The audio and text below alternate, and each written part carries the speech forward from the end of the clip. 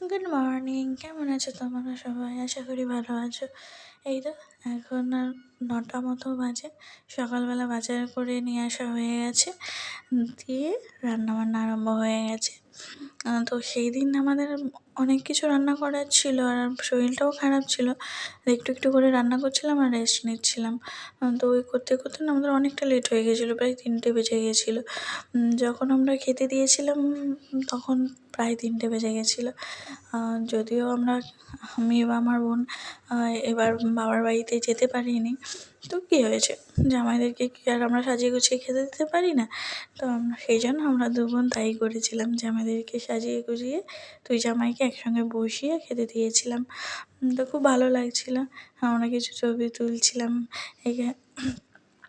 বোন এগুলো সব বোন নিজের হাতে সাজিয়েছে, আমি শুধু ওকে বেড়ে বেড়ে দিয়েছিলাম, ও নিজের হাতে সাজিয়েছে। খুব ভালো লাগছিলো।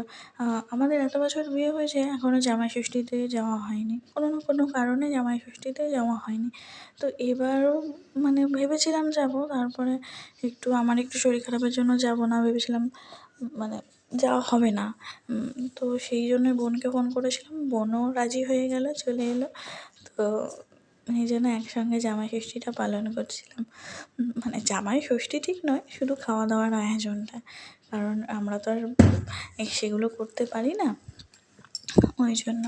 তো এইদিকে ওরা খুব বিরক্ত হচ্ছিলো, আমরা এত বারবার ছবি তুলছিলাম, এত করছিলাম, সেগুলো দেখে প্রচণ্ড বিরক্ত হচ্ছিলো, কিন্তু মুখে কিছু বলছিল না। খিদেও পেয়ে গেছিলো। সকালে সামান্য কিছু লুচি খেয়েছিলো, আর তো কিছু খায়নি। তারপরে অনেকবার খাওয়ার কথা বলা হয়েছিল, খায়নি। এদিকে 3টাও বেজে গেছিলো। তো বোনও এইদিকে ছবি তুলতে প্রচুর ব্যস্ত হয়ে গেছিলো। আমরা দুজনেই এই আরেকটা কথা, আমরা দুজনেই সেম শাড়ি পরেছিলাম, এটা বোন আমাকে গিফট করেছে। তোমরা সবাই জানিও যে আমাদেরকে কেমন লাগছে। এগুলো সব ছোটো ছোটো ফটো তোলা হয়েছিল, সেগুলোই অ্যাড করলাম। সবাই ভালো তো, আজকের মতো টাটা।